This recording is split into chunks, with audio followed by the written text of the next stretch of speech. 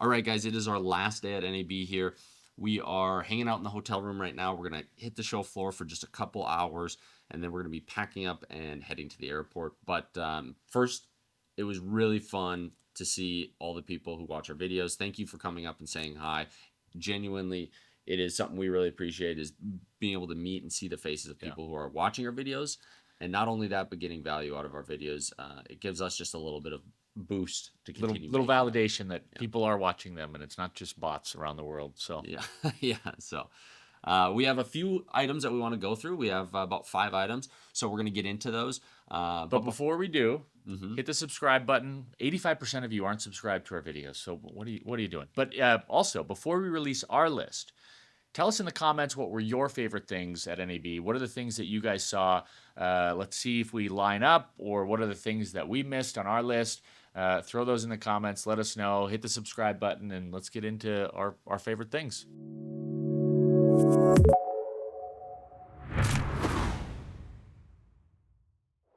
First up, fresh on our mind, because we just did the review on them, the MS60R.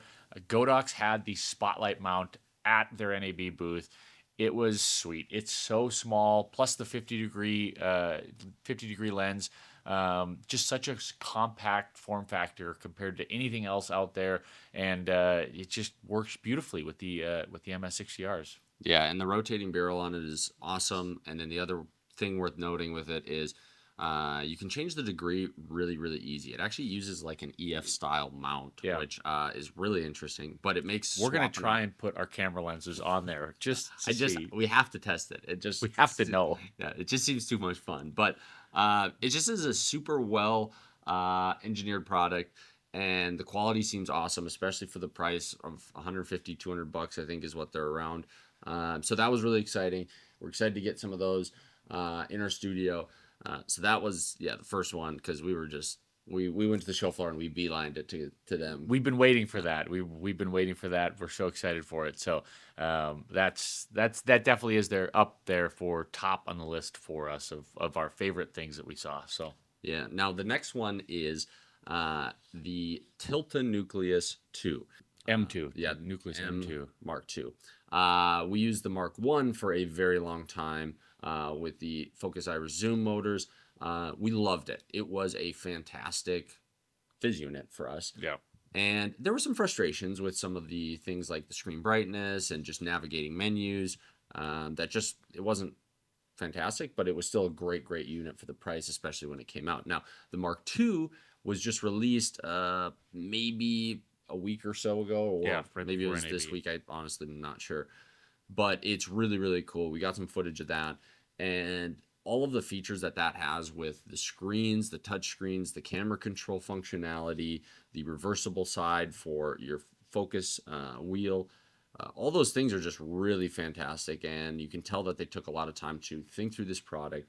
And the Mark II is living up to its name, because sometimes you see a Mark II and it's just minor upgrades, but this one's got some very significant upgrades. So they really thought of everything, and even they did a lot of nice to haves, like not even need to have changed, like just the little things that are really, really cool features that are, just make using it a lot easier. So yeah, things like NPF batteries instead of the 18650s, just a lot of things like that really refined the product. So that one was a really cool one to see and play with hands-on on the show floor.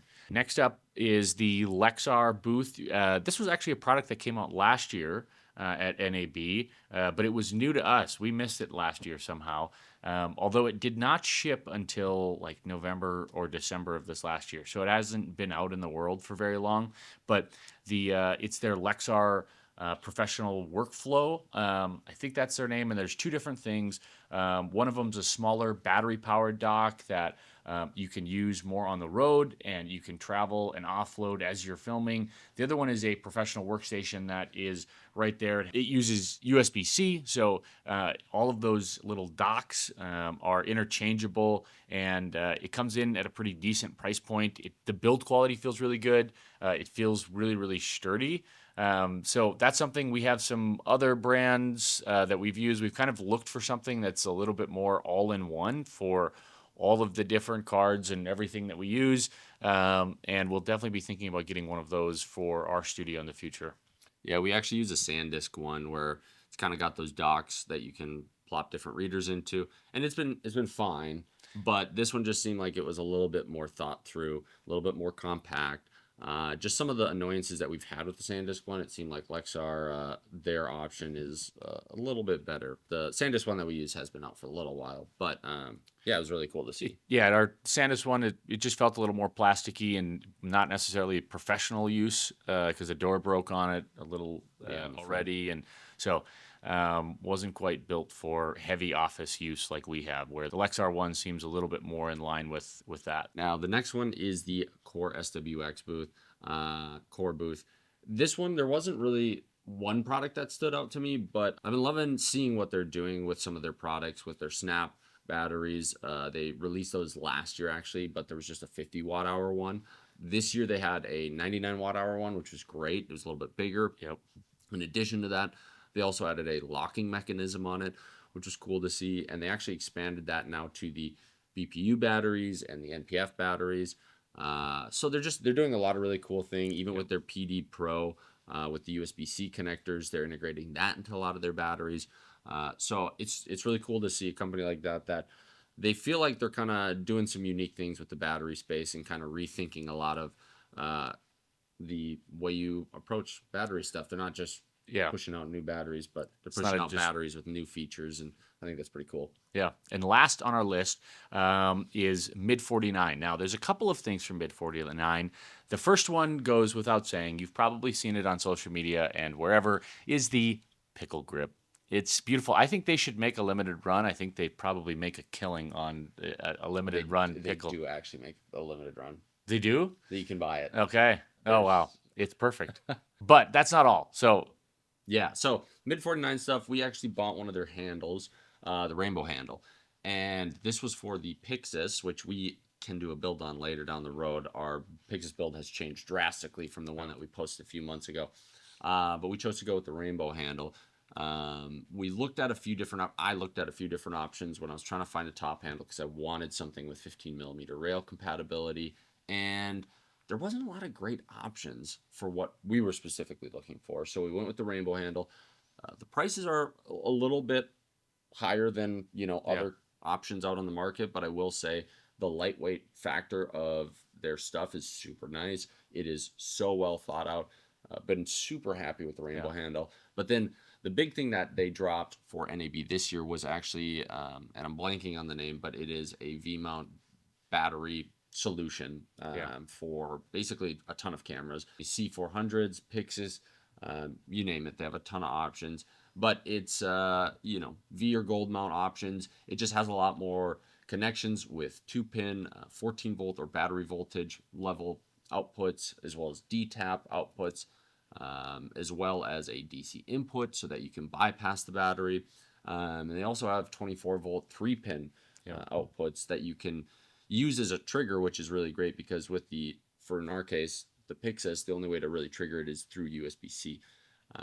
So there's a lot of details on it, but when I looked into it, I was just really impressed. This was another product that you could tell they really spent a lot of time thinking through this and thinking through all the different applications and making a really versatile product. So that one was a pretty cool product to see. Now, this one isn't new. This isn't why it's one of our top 5. Yeah. But it is the Aputure Blare system. This came out this year, I believe. Yes. With the 80C, the 1000C. This is a really cool system.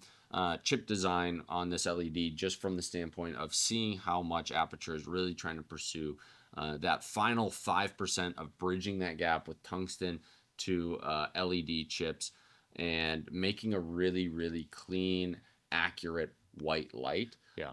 So this is something, again, not necessarily new to NAB, but the 80C, 1000C, and now the XT52, their massive light, are all using this Blare engine. We're really excited about it because I think it just makes LEDs even that much more powerful, and I think they're going to continue to get adopted in a massive way in the industry. They also released HSI controls for the XT52 and the 1200X, which is cool because there's a lot of times those huge lights, you don't need them to be full color, but they can be, mostly, not as saturated, but they still have a really nice color pop to them. Yeah, I think that's a great little added bonus to having a light like that. So. Yeah. Between, NAB Lux, Godox, and Aputure, all of them came out with huge, 5,000 watt lights this year, which is cool to see across the board. What else do we have for honorable mentions? Not honorable mentions, just additional ones, not really specific products, but just things that companies are working on.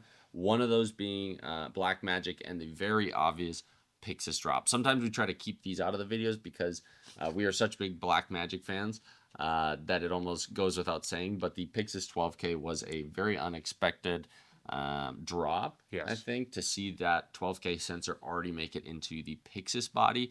That is something we're super excited about. And just seeing Blackmagic's new cinema camera ecosystem really evolve with their accessories, their cameras. That's super, super exciting to see. Yeah, and it's cool to see them see them work on it and release new stuff quickly. For a while there, it just seemed to be pockets, and now they seem to be really in a rhythm of releasing stuff consistently, and that's super exciting to see.